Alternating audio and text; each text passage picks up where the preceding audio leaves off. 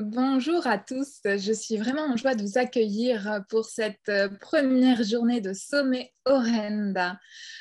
Waouh, vous imaginez pas à quel point je suis émue de pouvoir accueillir toutes ces merveilleuses personnes que j'ai pour la plupart rencontrées en matière, en vrai, en chair et en os.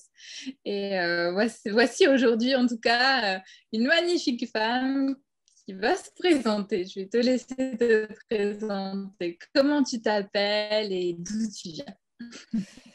Sacrée question déjà pour démarrer, hein. Donc bonjour à tous. Moi, je suis Christelle, moi, je suis Christelle Carolac. Écoute, moi, j'aime bien me présenter en disant que je suis une passeuse d'étapes et que j'accompagne en Hmm. fait les femmes à passer des étapes et plus particulièrement les coachs et les thérapeutes, soit à se lancer parce qu'il y a un terrain favorable, il y a des questionnements qui arrivent et donc j'aime bien ce moment en fait de vie où on cherche un peu le sens en fait de ce qu'on a envie de faire. On le touche un peu du doigt. On sait qu'on a envie d'aller vers l'accompagnement, mais on a plein de croyances, plein de conditionnements. Et alors là, moi, j'adore ces moments-là pour accompagner les femmes à passer à l'acte. Et puis, Hmm. si ces personnes sont déjà installées comme coach et thérapeute, ce qui m'intéresse tout particulièrement, c'est à les accompagner sur le fait de gagner en légitimité dans son rôle, parce que le sujet de la légitimité, c'est quelque chose que voilà, moi je connais depuis l'enfance, hein, presque. Et, euh, Ah, et donc j'ai fait pas mal de cheminement là-dessus, et donc j'ai à cœur de pouvoir transmettre ce que moi j'ai expérimenté et le faire vivre pour les autres en fait. waouh, c'est super. Tu t'es déjà merveilleusement inscrite dans ce sommet et dans toutes les questions que je veux te poser. Et waouh, ça vibre déjà beaucoup pour moi. Et Merci. dans un premier temps, pourquoi oui? Pourquoi oui au sommet Orenda? Écoute, ce qui m'a fait vibrer, moi, dans le thème de ton sommet, c'était quand tu parlais de médecine, en fait. Quand tu parlais de médecine Orenda et le fait de revenir à l'essentiel, de revenir à son centre. Et je crois que c'est quelque chose qui est essentiel et que j'ai connecté, moi, dans une deuxième partie de vie, en fait.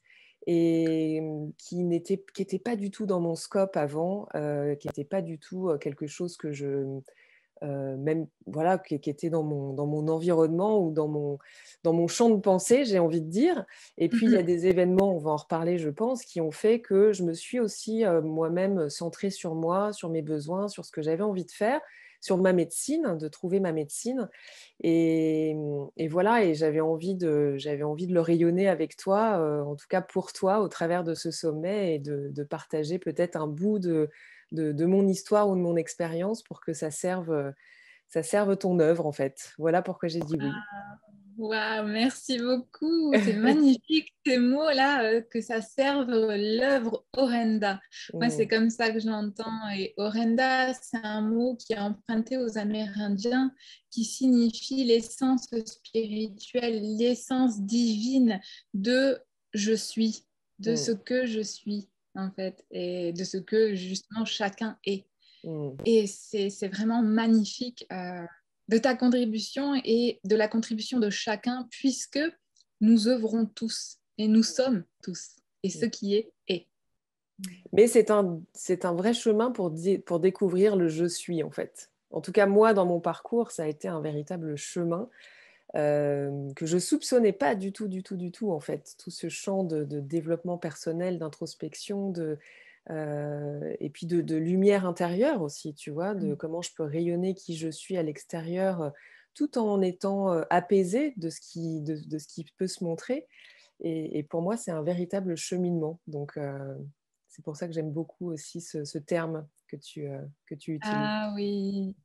Ah oui, cheminer, c'est vraiment ça. Et puis on se rencontre à chaque fois. Il n'y a pas de finalité. La finalité, c'est la transmutation, c'est le passage à la mort, c'est se transformer vers autre chose, vers une autre vie, peut-on dire.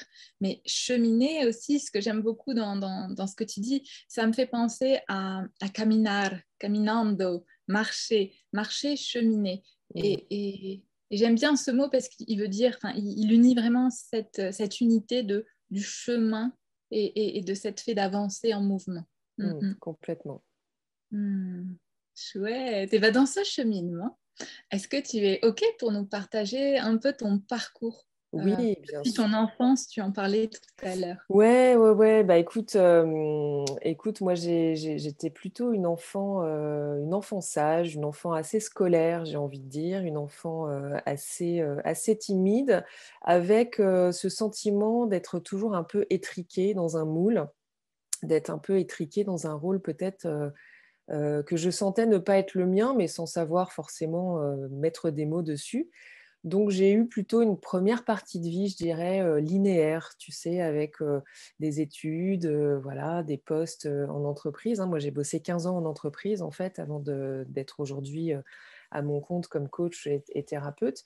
Et j'ai été DRH, donc j'étais déjà un peu dans l'accompagnement, tu vois, dans les ressources humaines, Hmm. mais bon, pas de la même façon. Et donc j'ai enchaîné comme ça des postes de DRH dans des grosses boîtes où, naturellement, en fait, quelque part, je gravissais les échelons jusqu'à devenir DRH de Groupon.fr que voilà, tout le monde connaît, je pense, parce qu'à un moment donné, enfin, si on est un peu sur les réseaux, il y a quelques années, on était tous inondés par les mails Groupon.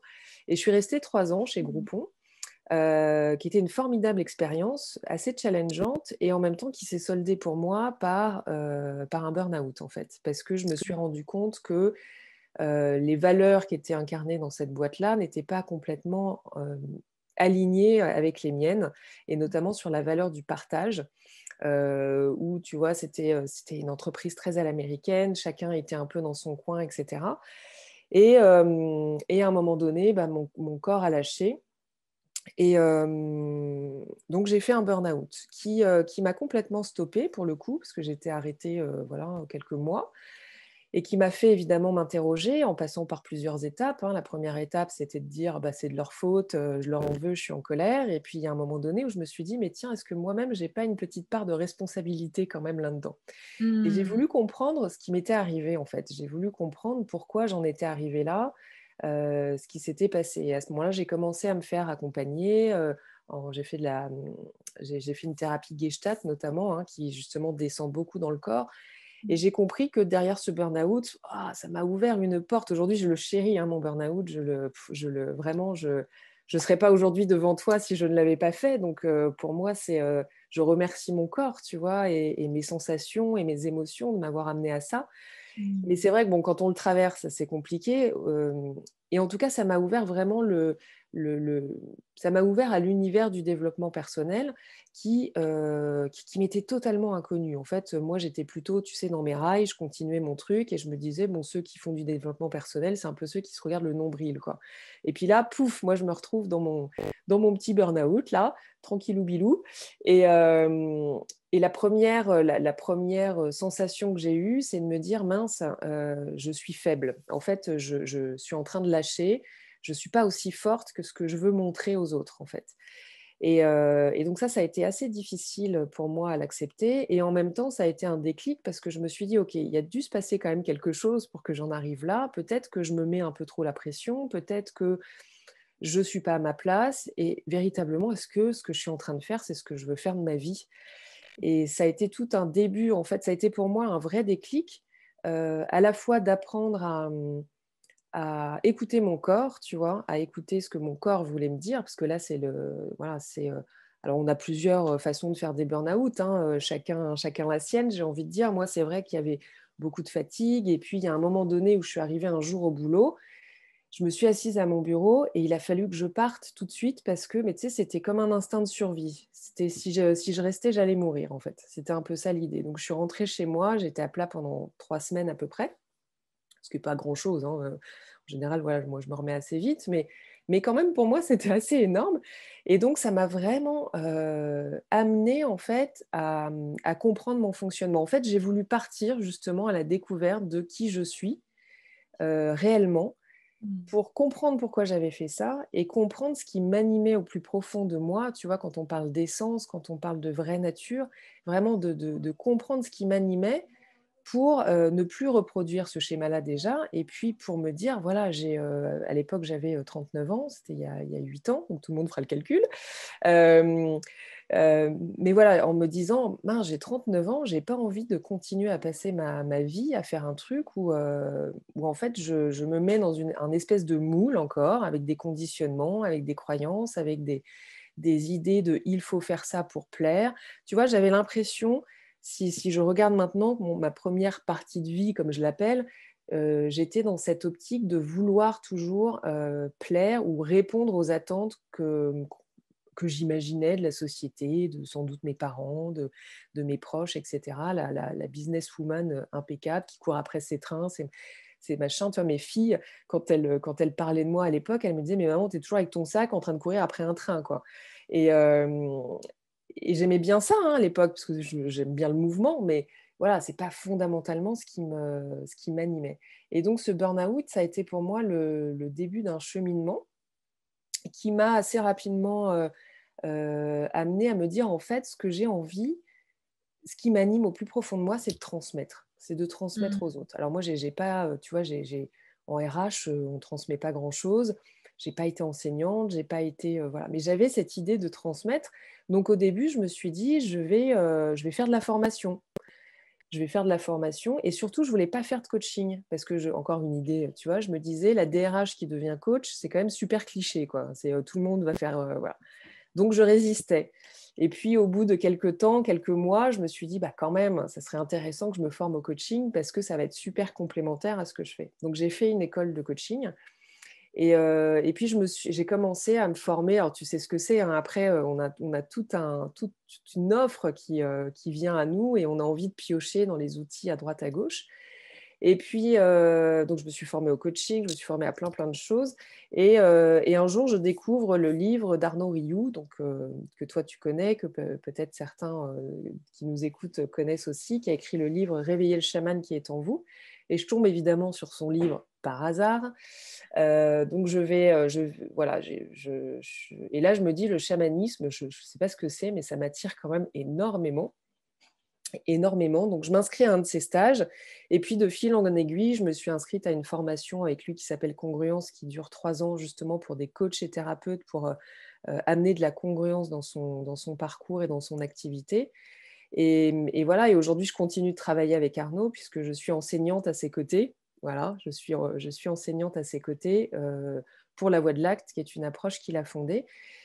Voilà, et donc moi, ce que j'aime dans ma pratique, si tu veux, dans ce chemin que j'ai pu faire, c'est que il y a comme une ouverture à un monde plus grand pour moi qui s'est. Alors, je reprends le titre d'un fameux film, Ah, pardon si on je est fais du d'accord. copier-coller, mais voilà, c'est comme un monde, tout un monde qui s'est ouvert à moi d'intuition, de canalisation, de chamanisme, voilà, où je me sens complètement à ma place, en fait, aujourd'hui, à la maison. Tu vois, tout à l'heure, on parlait un petit peu toutes les deux avant de démarrer cet enregistrement, et moi, je me sens à la maison, en fait, voilà, dans cet environnement-là. Et, et je vois à quel point ça m'a nourrie, je vois à quel point ça m'a amenée à me découvrir sous de nouvelles facettes, à accepter à la fois mes parts de lumière, même si on pense que c'est facile d'accepter sa part de lumière, bah, de temps en temps, on est toujours un peu en train de se dire: «Est-ce que je vais pas déranger? Est-ce que je vais pas, les autres vont pas penser que je me la pète?» Et puis aussi dans ces parts d'ombre, parce qu'on a tous des parts d'ombre, et moi je sais qu'une de mes parts d'ombre, par exemple, c'est de pouvoir assez facilement retourner vers du burn-out parce que je vois bien comment je fonctionne. Quand je suis enthousiaste sur un projet, sur quelque chose, je suis un peu, en mode j'y vais, j'y vais, j'y vais, j'aime bien être en action. Donc moi, ça m'apprend cette vigilance par rapport à mes propres besoins, par rapport à mon corps, par rapport à mes sens. Et c'est que du bonheur, en fait, parce que ça amène une paix intérieure aussi quand on se connaît, je ne sais pas si on se connaît un jour complètement, mais en tout Mm. cas, voilà, je continue à me découvrir sous différentes facettes et j'adore ça, en fait. Waouh, mais c'est ça, cheminer, c'est se découvrir à chaque fois et grandir avec l'être que l'on est à l'intérieur, en fait. C'est retrouver cette petite fille ou Mmh. voilà, cette femme que tu as été toute petite et puis qui grandit, mais qui chemine toujours.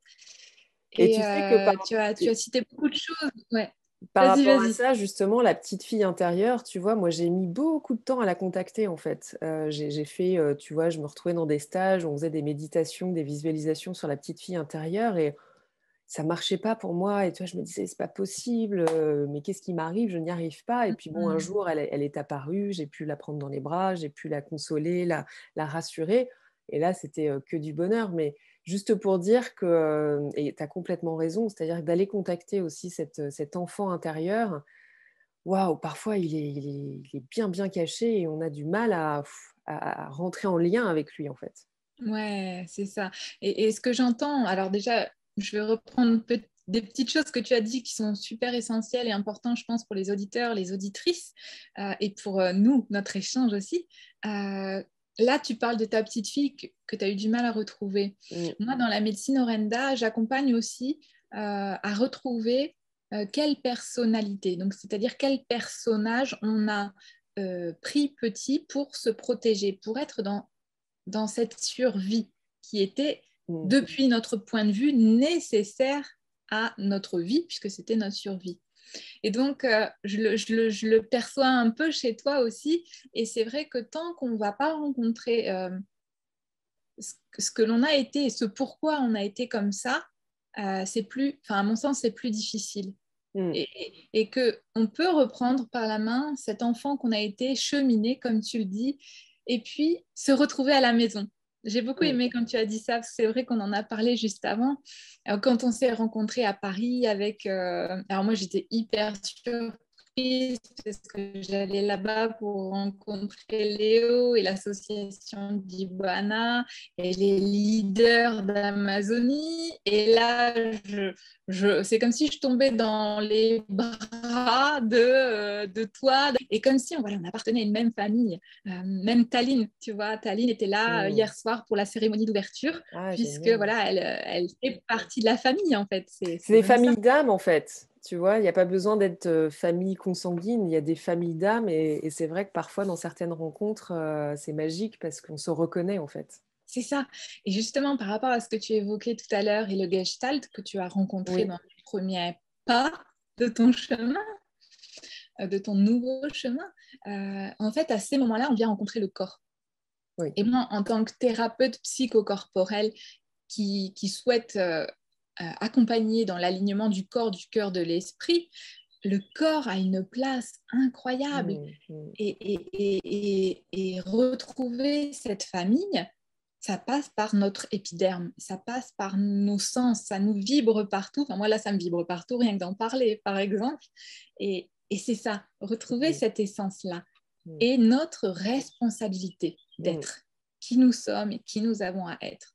Parce que mm, si chacun d'entre nous, un peu comme le colibri avec Pierre Rabhi, si chacun prend sa place, s'incarne, ose être lui en toute douceur et en toute simplicité, en mm, fait, l'écosystème va s'équilibrer et on va pouvoir, en fait, ensemble, rayonner tous notre place unique. mm. Complètement. Complètement. Et Hmm. moi, je sais que c'était nécessaire que je passe par le corps parce que, et d'ailleurs, c'est mon corps, hein, tu vois, qui m'a lâché quelque part. Mais c'est comme c'est un message d'amour pour moi qu'il m'a envoyé, tu vois, à ce moment-là, parce que j'étais complètement coupée de lui. C'est ça. Moi, j'étais dans un monde d'entreprise où, dans ma croyance, c'était pas possible de montrer ses émotions, par exemple. Tu vois, montrer ses émotions, ça pouvait être montrer qu'on était vulnérable, Mhm. qu'éventuellement on pouvait peut-être se laisser attaquer presque par d'autres personnes. Donc il y a comme une carapace, ouais, qui se forge.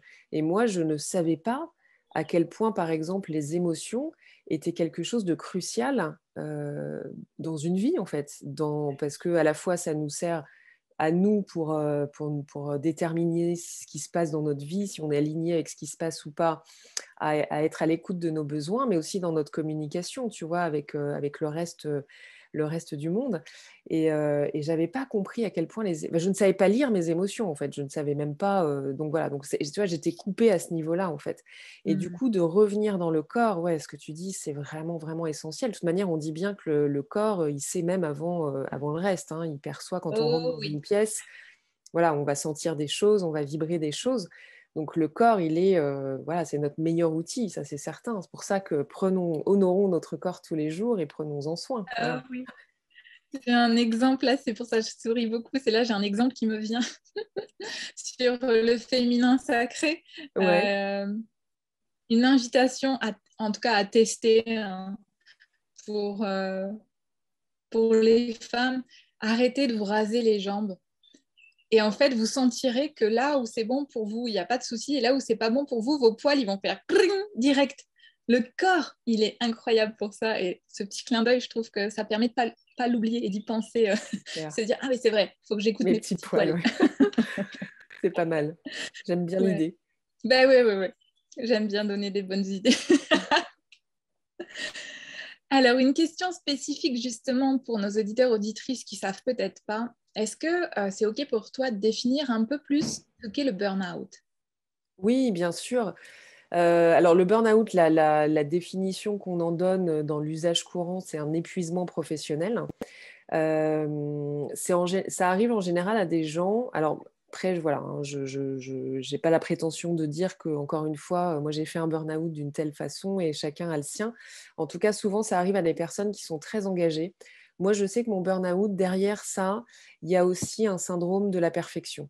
Tu vois, un syndrome, enfin moi je l'appelle presque la tyrannie de la perfection. Moi je suis très dans le soi parfait à chaque fois. Et du coup, il y a toujours cette notion de vouloir faire bien, de vouloir répondre aux attentes des autres, de toujours vouloir encore plus pour faire quelque chose de parfait. Donc ça arrive à des gens qui sont engagés et souvent ça se manifeste, alors ça s'installe petit à petit, un burn-out, hein, ça n'arrive pas comme ça, mais ça va s'installer, alors évidemment avec de la fatigue, c'est-à-dire qu'on n'arrive plus à dormir, on rumine beaucoup, on peut devenir un peu agressive. Et bien souvent, ce sont d'ailleurs les proches qui nous disent, mais dis donc, il y a un truc qui ne va pas là, en ce moment avec toi, qu'est-ce qui se passe? Et bon, évidemment, nous, on est dans le déni total, on dit, mais non, pas du tout, tout va très bien, je continue, je continue. Voilà, donc on devient un peu agressive et on peut tomber à un moment donné dans une sorte de procrastination où on se sent complètement dévalorisé. Parce que la conséquence d'un burn-out, et c'est ça qui est terrible, hein, moi j'accompagne aussi beaucoup de personnes qui sont en burn-out, c'est qu'on a une estime de nous qui est au ras des pâquerettes, quoi. On ne se sent plus utile, on sent qu'on n'y arrive pas, que malgré tous nos efforts, voilà, ça rame. Et il y a un espèce de cercle vicieux, en fait, comme ça, qui se met en place où moi j'avais presque l'impression, enfin, par moments, je me disais, mais je suis peut-être parano, mais j'ai l'impression que lui, il m'en veut, que lui, il m'a demandé ça alors que il sait très bien que je ne peux pas le faire, donc il cherche à me mettre en difficulté. Enfin, tu vois, il y a tout un truc comme ça qui se met en place. Et c'est épuisant, en fait. En fait, ça épuise à la fois ton corps, mais le mental aussi n'en peut plus parce qu'il est en train d'élaborer des espèces de stratégies qui ne servent à rien, en fait. Et donc, Et on s'épuise. Et ouais, le voilà. Et le cœur, il a cœur. une de peur ou de tristesse ou de... Et Il de sait pas. désamour de soi, tu vois aussi, c'est ça le truc, de désamour de soi, quoi. Et ça, c'est assez terrible. Donc, c'est vrai que quand moi, par exemple, j'accompagne sur le burn-out, on va beaucoup travailler sur l'estime de soi, sur l'amour de soi, sur comment reconquérir, en fait, reprendre confiance en soi, parce que dans un système où on est dans un burn-out, on va toujours aller chercher la reconnaissance à l'extérieur. On va se dire, il faut que j'en fasse plus pour que les autres me reconnaissent comme bonne professionnelle, comme voilà, bonne DRH, bonne je sais pas quoi. Et donc, on est dans une espèce de, tu sais, comme si on cherchait à prouver, coûte que coûte, que, alors personne ne nous demande rien, on est Mm. bien d'accord, hein, mais on cherche à prouver qu'on est bien à notre place, quoi. Et donc, alors que foncièrement, en fait, on commence à comprendre, enfin, notre corps, il comprend avant nous que non, c'est pas là que tu dois être, c'est ailleurs. Mais voilà, on a encore ce mental qui vient nous dire si, si, persévère, persévère, continue. Voilà. Donc, moi, le burn-out, c'est comme ça que je le définirais. C'est à la fois un épuisement ouais, professionnel, mais qui vraiment passe par aussi les croyances et le schéma de pensée qu'on peut se construire avec cette conséquence qui est quand même lourde, qui est ce désamour de soi. Ouais. Mm. Est-ce que tu crois que le burn-out peut se vivre aussi en vie familiale? Ou est-ce que c'est essentiellement... Ah non, alors pour la petite anecdote, si tu vas Ouais. rire. C'est que donc moi j'ai été arrêtée pour mon premier burn-out, donc j'ai eu 3 semaines un peu capoute, et puis au bout de 3 semaines j'ai repris un peu du poil de la bête. J'étais toujours en arrêt parce que pour moi c'était impossible de retourner bosser, donc c'est à partir de ce moment-là que j'ai négocié mon départ. Mais je me suis dit bah tiens, comme je vais mieux, je vais en profiter, comme je voyais jamais personne, je bossais comme une folle, je vais en profiter pour déjeuner avec tous les gens que j'aime beaucoup et que j'ai pas vus depuis longtemps. Et donc j'ai commencé à me faire un planning de déjeuner. et j'ai failli me faire un burn-out de déjeuner parce que j'avais 2 mois de trucs de planifier, tu vois? Et c'est là Waouh. où je me suis dit: «Mais ma pauvre, en fait, tu es capable de reproduire ça dans n'importe quel domaine».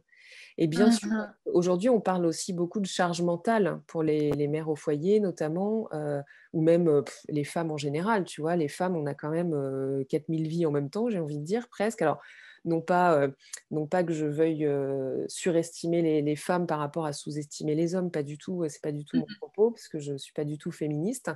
Par Mhm. contre, j'accompagne les femmes, mais je sais que, voilà, on est toujours en train de réfléchir, aller chercher, tel enfant à telle activité, en même temps que je dois passer tel coup de fil à machin et que donc on Mhm. a, comme si on avait un planificateur, naturel dans notre tête qui fait que ça amène de la charge mentale. Et donc oui, je pense que pour moi, alors moi je l'ai expérimenté dans le milieu professionnel, mais bien entendu, je vois au travers de certaines de mes clientes, qui sont même entrepreneurs aujourd'hui, tu vois? Et qui ont du mal à faire, face à la fois à leur activité indépendante, à leur vie de famille, à tout ce qu'elles doivent organiser. Donc Mhm. ça peut arriver dans tous les domaines. Moi, j'ai failli faire un burn-out de déjeuner quand même, tu vois? Donc Oui, voilà là. Mais au moins, ça témoigne vraiment de où ça s'installe. mmh. Et là, ce que j'entends aussi, c'est comme si ça venait s'installer dans la peur du vide.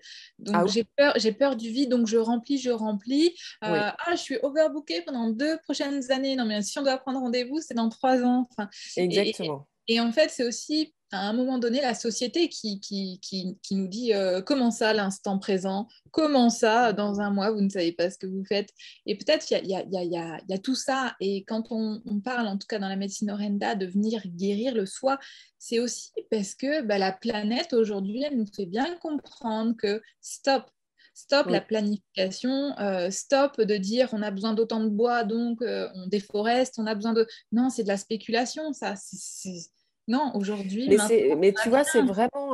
c'est vraiment un apprentissage parce que, tout dépend aussi enfin, moi, je sais que dans mon histoire, il y a tout un schéma familial aussi, tu vois, qui s'est instauré par rapport à ça. C'est vrai que moi, le vide, pour moi, c'était le néant, tu vois? Ne rien faire, il y a une époque, je ne concevais pas de ne rien faire. J'étais tout le temps en action et cetera. Aujourd'hui, j'ai besoin de ne rien faire justement, mais ça a été tout un apprentissage, notamment parce que je pense que mon père, était entrepreneur aussi, donc je le voyais, bosser comme un fou, donc j'ai modélisé quelque part, tu vois, ça et c'est, d'aller déconstruire en fait aussi, ces schémas familiaux en se disant: Je peux être je peux être qui je suis sans me relier forcément à ce modèle familial. C'est-à-dire je peux être différente, je peux exister différemment de ça. Donc c'est déjà de se détacher de ça, c'est un long chemin. Enfin pour moi, ça a été un long chemin De nos et croyances, en fait. de croyances, de conditionnement et de loyauté familiale aussi, tu vois? Oh Parce oui. que Ouais. Et de transgénérationnel et de voilà, ouais, ouais, personnel. ça peut Ouais, être ouais. assez lourd, parfois et et puis de moi aussi dans mon parcours, hein, mais je parle de moi non pas Bien pour voilà, sûr, pour que ça c'est pour inspire ça que aussi c'est là. Oui, pour oui. que ça inspire d'autres. Ça a été aussi de me rendre compte à quel point et tu vois, ça, je m'en suis encore rendu compte il y a genre 2 ans. Tu vois, c'est pas si vieux que ça. Parce que moi, pareil, en tant que coach, voilà, au début, j'ai bossé beaucoup pour les entreprises, donc je bossais énormément, et cetera, et cetera. Puis il y a 2 ans, il y a une de mes filles qui a eu une petite opération au genou, donc pas terrible, enfin pas très grave, mais qui néanmoins nécessitait qu'elle soit 3 jours à l'hôpital. Et comme elle est mineure, bah, j'avais, dégagé dans mon agenda ces 3 jours pour passer du temps avec elle. Il s'avère qu'elle dormait quand même pas mal parce qu'un peu amorphe avec les calmants, tout ça. Et donc moi, pendant ce temps, bah, je faisais rien et alors de rien faire, mais ça a été génial parce que ça m'a inspiré. Alors j'ai lu, j'ai regardé des sommets virtuels, c'est là que j'ai découvert, tu vois, que ça existait. Et puis j'ai commencé à élaborer des nouveaux programmes que je voulais mettre en œuvre, des nouvelles choses et je me suis rendu compte à quel point finalement de se mettre sur pause et ben, on devient beaucoup plus productive, tu vois? Alors que moi Oh oui. c'était, il faut faire beaucoup pour se sentir productive et là, je me suis rendu compte que non, c'est en ne faisant rien que je peux devenir productive, que je peux devenir créative et que je suis, bah, voilà, oui, au meilleur de ma créativité, en fait et ça a Mhm. été ça a été superbe pour ça, en fait. Mais tu Ouais, vois, c'est c'était il y a 2 ans encore donc tout ça pour génial. dire que quand on tombe quelque part dans le burn-out, c'est qu'on, selon moi, hein, ça c'est ma conviction à moi et tout le monde n'est pas obligé d'être d'accord, mais c'est qu'on a comme un terreau naturel qui fait qu'on peut y retourner assez facilement.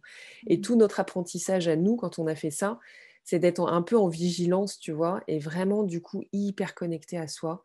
Et c'est Mhm. pour ça que de faire ce boulot d'introspection, ce boulot de chemin vers soi, c'est pépite après, parce que ça nous évite. On sait où mettre les limites, tu vois. On sait où dire à un moment donné, stop, là je vais trop loin, j'ai besoin de me ressourcer, j'ai besoin d'aller marcher, voilà, de méditer. Et moi je sais que voilà, ça a vraiment changé ma vie et ma conception de ma vie aussi, tu vois, la façon dont je vois aussi le monde aujourd'hui, quoi. Ouais. Ouais, ouais, mais c'est magnifique, c'est magnifique ce que tu nous partages parce que accueillir ce rien, c'est tout en Mm, fait. Accueillir ce c'est ça. silence, c'est pouvoir intégrer la parole. Mm, Et ouais, merci beaucoup pour ce doux partage, ouais, ouais, mm, ouais. Et sentir qu'effectivement, c'est pas dans l'hyperactivité déjà qu'on se ressource et qu'on a de nouvelles idées. exactement. Et bien Et souvent, tu vois, et moi j'étais un peu comme ça, je me disais, j'existe en fonction de mes actions, ou j'existe en fonction de mon activité, j'existe en fonction de ce que je vais pouvoir produire dans la matière, dans le concret, alors qu'en fait, la véritable essence, elle est complètement ailleurs, en fait. Notre vraie et nature, elle est 10 fois plus grande et elle n'a pas besoin de faire pour être. Tu vois, et c'est c'est vraiment ça. c'est vraiment la distinction entre le je fais et le je suis, quoi. Et c'est vrai ce que tu disais tout à l'heure, qu'on est dans des sociétés aujourd'hui où voilà, même à l'école, hein, je sais que tu as été enseignante, mais même à l'école, on nous apprend à faire, faire, faire. Enfin, dans le milieu professionnel, et voilà, c'est la quête de la performance, les objectifs, les machins, les trucs, les bidules. Donc, on est sans arrêt dans cette quête-là. Et c'est ça que j'apprécie, moi, dans mon job aussi, c'est que parfois, en ne faisant rien, tu vois, moi, je me suis retrouvée dans des coachings en entreprise, juste par ma présence, et ben, il se passait des trucs, c'est-à-dire les gens se disaient des choses qu'ils ne s'étaient jamais dites parce qu'il y avait, alors ça aurait pu être moi ou une autre, tu vois, mais le fait qu'il y ait une tierce personne et que juste je sois là à l'écoute disponible, il se passait des trucs formidables. Mais je suis pas tout à fait d'accord. Toi ou une autre, il se passe pas les mêmes choses. Ça, c'est important Oui, aussi à savoir parce ouais, que ça mm, fait partie de la question suivante que je vais te poser ouais, et qui fait partie de, tu vois, comme quand tu dis que j'ai été enseignante, effectivement, moi j'ai eu la chance d'être remplaçante et donc de pouvoir continuer à être ce que j'aime beaucoup, que j'aimais beaucoup à l'époque, d'être semi-nomade. Donc je mm, changeais d'académie un peu comme je voulais et de rencontrer différents humains, différentes personnalités, différents âges. Et souvent, les élèves que j'accompagnais me disaient: Ah, mais madame, avec vous, c'est pas pareil qu'avec les autres. mm, Et oui, moi, j'étais pas là pour leur donner des notes, en fait. Je leur disais: moi, vous avez la moyenne. Tant que vous apportez qui vous êtes et que vous apportez une contribution. Après, je me souviens à l'époque, quand il y en avait qui cherchaient quand même, tu vois, moi je veux un zéro, moi je veux un zéro, et bien à ces moments-là, je disais, OK, moi je ne suis pas d'accord avec cette façon de fonctionner. Et donc, je prenais à partie toute la classe et je disais, OK, vous pensez que c'est quoi qu'il faut faire là maintenant? Et donc, il y a cette question de responsabilité dont on parlait mm. tout à l'heure. Et le fait est, dans ce que j'aimais apporter et dans la prochaine question qui vient par rapport à cette créativité du je suis, de trouver sa place, de trouver son espace, il y a l'estime de soi. Mm. Et je sais que c'est très, très important pour toi, voilà, Oui. de rencontrer l'estime de soi et qu'il prenne sa place. Ah ouais, ouais, ouais. Alors moi, c'est mon dada ce sujet en fait, parce que je trouve, enfin, c'est mon dada, mais comme voilà, c'est clé en fait. Et moi, j'aime bien faire la distinction entre l'estime de soi et la confiance en soi, tu vois. La confiance en soi, pour moi, c'est la capacité qu'on a à se mettre en action, à décider, à arbitrer, à prendre des initiatives. Et ça, en général, on n'en manque pas tant que ça. C'est-à-dire qu'on prend tous des 10 000 décisions dans une journée. L'estime de soi, c'est différent. C'est vraiment la valeur qu'on va se donner, en fait. Et bien souvent, cette valeur, on la remet à l'extérieur. C'est-à-dire qu'on on estime que c'est notre environnement, c'est les personnes qui nous entourent qui vont évaluer quelque part notre valeur. Et on oublie de le faire soi-même. Et donc, et donc tout le chemin, c'est de se dire, OK, quelle est la valeur que je me donne? Moi, tu vois, il y a encore quelques années, tu m'aurais dit, sur une échelle de 0 à 9, à combien tu t'aimes? Bah, j'aurais peut-être dit 3, 4, tu vois? Mais en fait, parce que je me connaissais pas, puis j'avais pas appris à m'aimer. Parce que ce qui est incroyable avec l'estime de soi, c'est que c'est quelque chose qui s'entretient tous les jours, en fait. Comme on va entretenir, voilà, l'amour qui peut Super. exister dans dans une fleur ou un couple, tu vois? C'est-à-dire que c'est pas quelque chose d'acquis, en fait, c'est comme une fleur qu'on arrose exactement tous les jours. Et donc vraiment, moi, j'encourage à ça, à ce que cette estime de soi, on l'honore, on l'entretienne. C'est presque une hygiène, c'est une hygiène écologique, personnelle, en fait, d'écologie personnelle.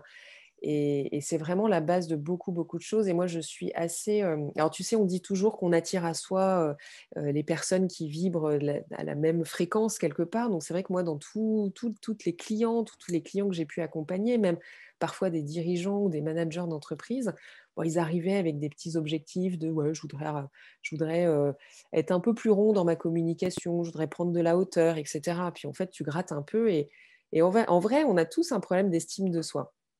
Mais on n'ose pas, enfin, et quand on le vit, on se dit: «Non, mais il y a que moi, je vois bien les autres, je me compare», parce qu'on tombe dans la comparaison. Il y a le Mmh. syndrome de l'imposteur qui peut arriver, enfin bref.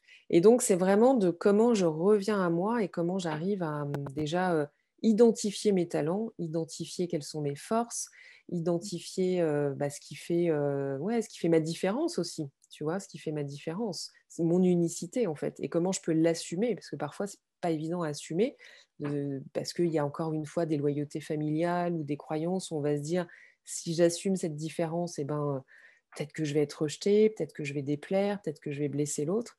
Donc, Mmh. je trouve que cette estime de soi, voilà, c'est la clé de voûte de tellement de sujets autour, tu vois? Que, pour moi, c'est essentiel de travailler là-dessus. Et encore une fois, après un burn-out, on a vraiment une estime de nous, on se sent pas utile, on se sent, ouais, dévalorisé et on a l'impression qu'on n'est plus capable de rien, en fait.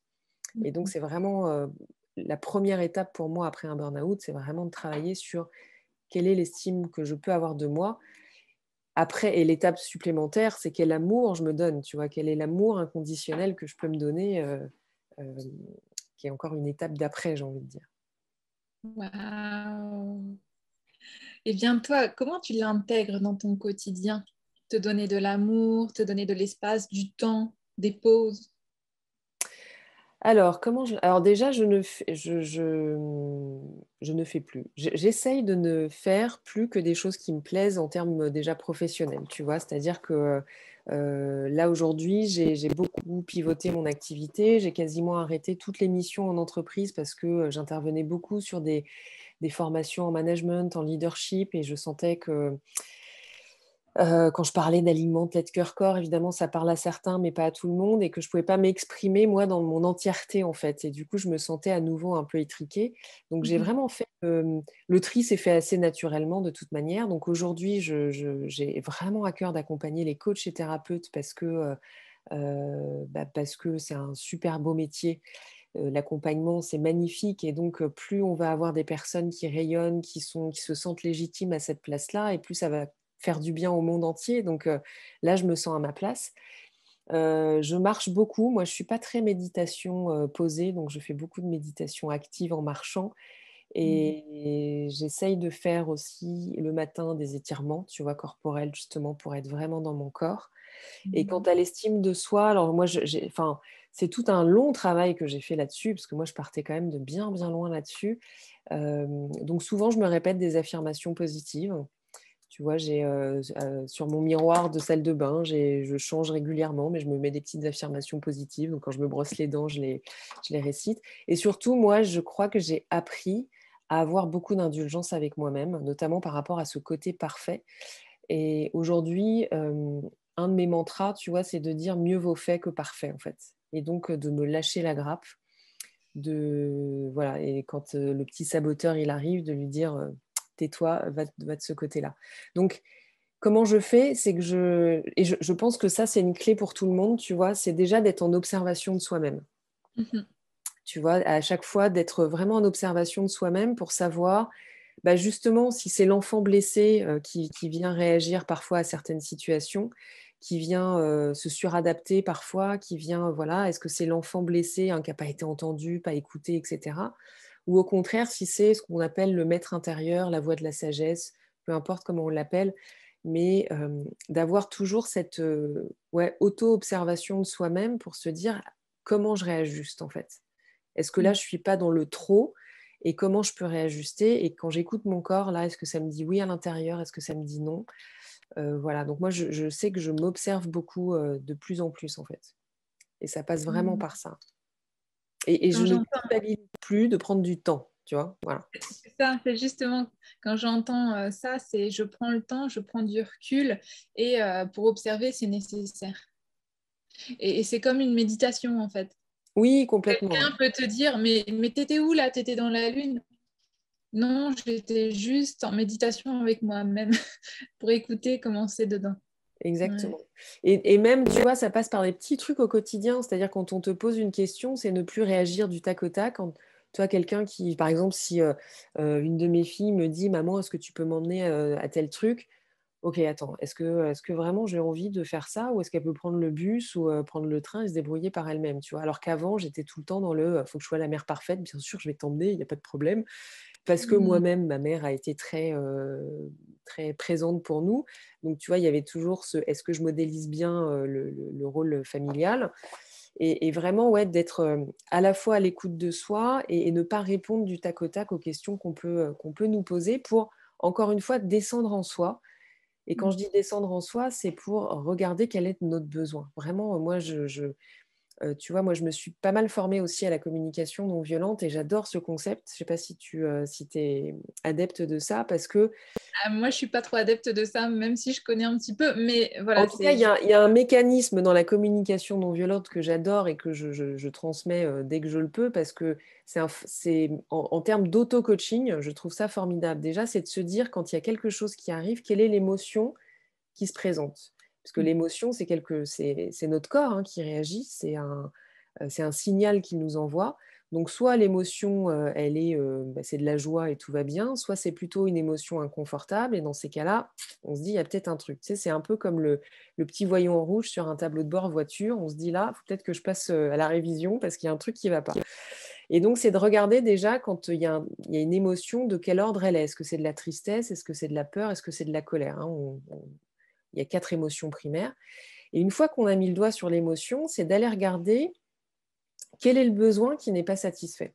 Mais ce n'est pas un besoin logistique ou d'organisation, c'est plutôt un besoin, ce que Marshall Rosenberg dans la communication non violente appelle un besoin universel, puisqu'on a tous les mêmes besoins sur Terre, on a besoin d'amour, de protection, d'harmonie, de partage, de célébration, voilà.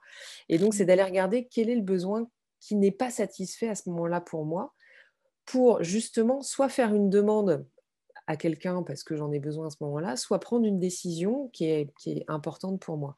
Et je trouve que ce mécanisme de se dire quelle est l'émotion, quel est le besoin qui n'est pas satisfait, alors ça, pour moi, ça a été une révélation, tu vois, dans mon cheminement.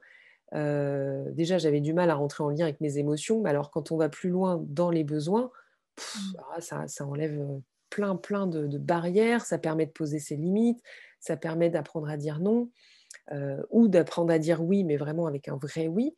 Et vraiment, je peux, enfin, si tout le monde m'écoute là, si vous devez retenir un truc de cette heure de webinaire, c'est ça, c'est quand quelque chose vous arrive, quelle est l'émotion et quel est le besoin qui n'est pas satisfait, et vous verrez que ça va vous changer votre life, quoi.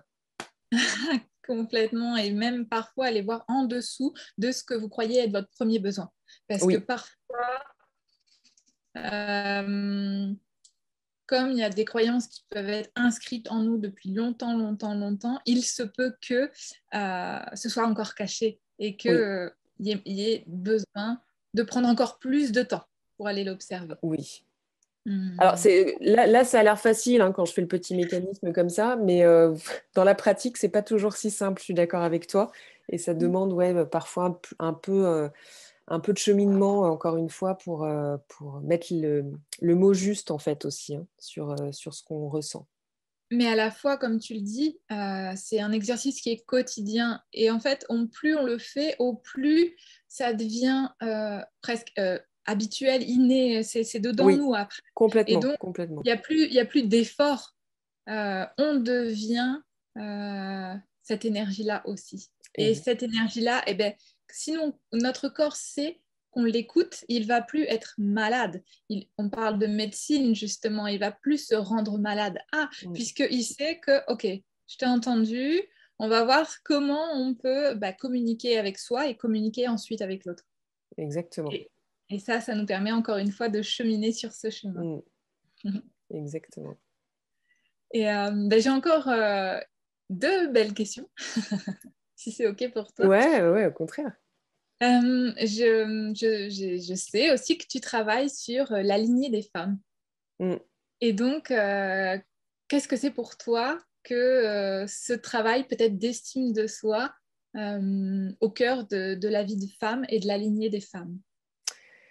C'est une super question. Ouais, j'organise pas mal de stages sur le féminin sacré et je suis moi à chaque fois hyper touchée de voir que on a, nous en tant que femmes, une nature qui est de prendre soin. Tu vois? Je trouve ça, mais dans les stages que je peux faire, je trouve ça tellement mais magnifique de voir que des femmes qui ne se connaissent pas se retrouvent en cercle et il y a naturellement cet élan d'aller prendre soin, de l'autre.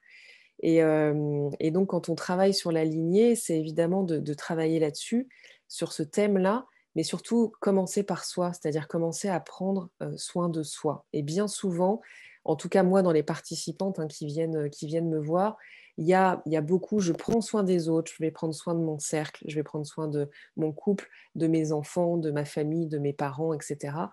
Et puis moi je m'oublie en fait, j'oublie que, bah, peut-être j'ai besoin que ça commence par moi. Et donc, tu vois, c'est complètement en rapport avec ce qu'on disait, c'est-à-dire que prendre soin de soi, c'est déjà s'aimer au point on va s'octroyer du temps, on va s'octroyer de la considération, de la reconnaissance, de l'indulgence. Et c'est à partir du moment où moi, j'aurais bien pris soin de moi que je suis encore en capacité de prendre soin du monde entier s'il faut.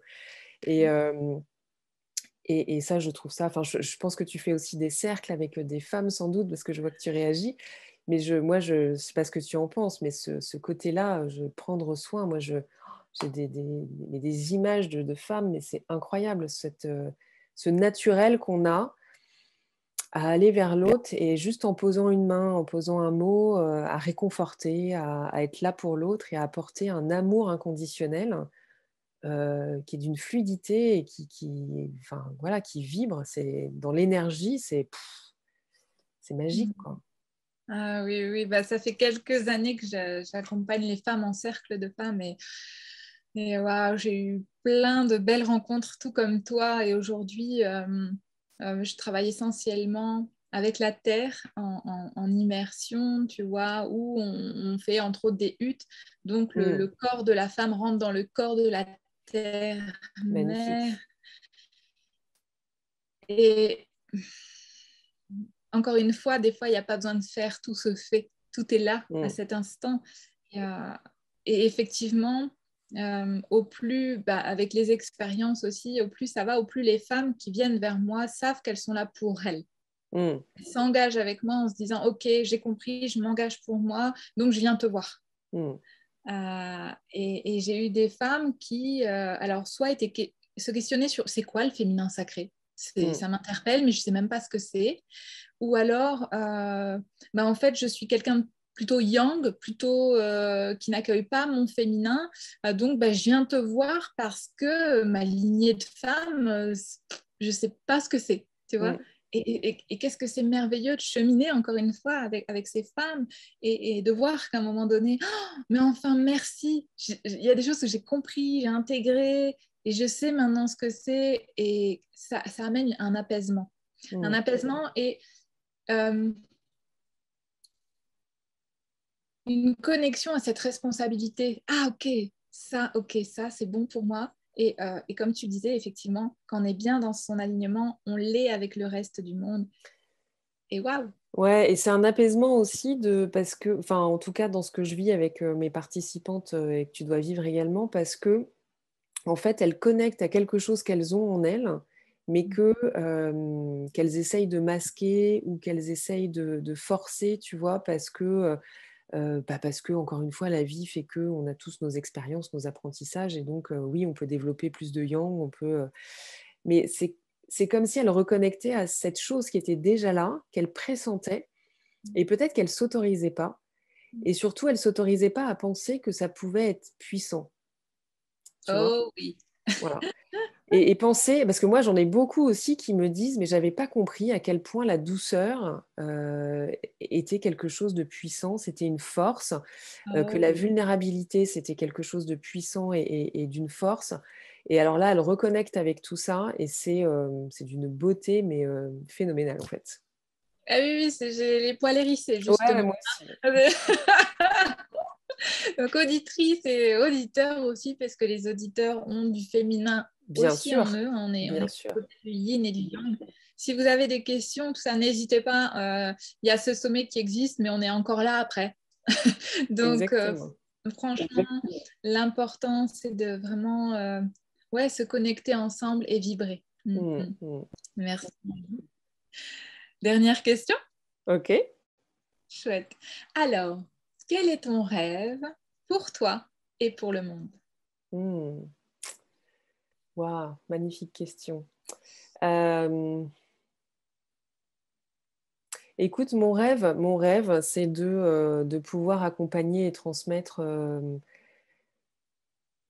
encore plus, en fait, de clés et d'ouvrir des portes pour que les personnes, justement, reconnectent à leur vraie nature, parce que je pense que c'est ça qui va faire que je pense que notre vraie nature, de toute manière, c'est d'être, amour, en fait. Et donc plus moi je me sens, guide à cet endroit-là, ou éclaireuse, je ne sais pas comment on peut dire, plus je vais permettre à d'autres de se connecter à l'amour, et plus, bah, l'amour va rayonner dans le monde. Donc j'ai cette ambition-là de dire que, hem, tu sais, les chamans, les chamans mongols notamment, quand ils incorporent, on parle d'eux comme des relayeurs, mais je crois que notre rôle d'accompagnant, moi, je sais jamais comment m'appeler, en fait, accompagnant, coach, thérapeute. Pour moi, ça, c'est des outils, tu vois, quelque part, mais la vraie contribution, c'est qu'on relaie, en fait, on relaie aussi, bah, ce qui s'est passé pour nous, nos expériences qu'on a pu transcender, transformer, pour que ça serve au plus grand nombre. Et je me sens jamais plus à ma place, que quand je constate, en fait, des transformations chez les autres, et que je vois qu'ils connectent à leur vrai, «je suis», tu vois? Et ça me donne des frissons, des larmes aux yeux, tout ce qu'on veut. Donc ouais, voilà. Faire rayonner Pareil. l'amour chez eux, faire rayonner l'amour pour eux et pour le monde, et ben, je crois que c'est la meilleure, en tout cas pour moi, c'est ma vision et mon rêve. Waouh, c'est merveilleux. Ouais. Puissiez-vous tous trouver votre place, votre respiration à vous, votre rythme, vos saveurs. euh, et voilà, juste être et accueillir peut-être ce rien pour se reconnecter à cette Mmh. essence-là. Mmh. Waouh, eh bien, merci beaucoup, Merci Christelle. Cécile, merci infiniment de m'avoir permis de partager tout ça. Waouh, waouh, waouh. Bon, en tout cas, je sais qu'on sera amené à se revoir. Ça, il Oui, n'y a pas de souci. Et donc, ouais. auditeur, auditrice, il y a un site qui est créé, vous l'avez déjà vu, avec tous les détails, les liens, tout ça. Donc, vous n'hésitez pas et on se retrouve très vite. À tout bientôt. Bye bye, au revoir à tous.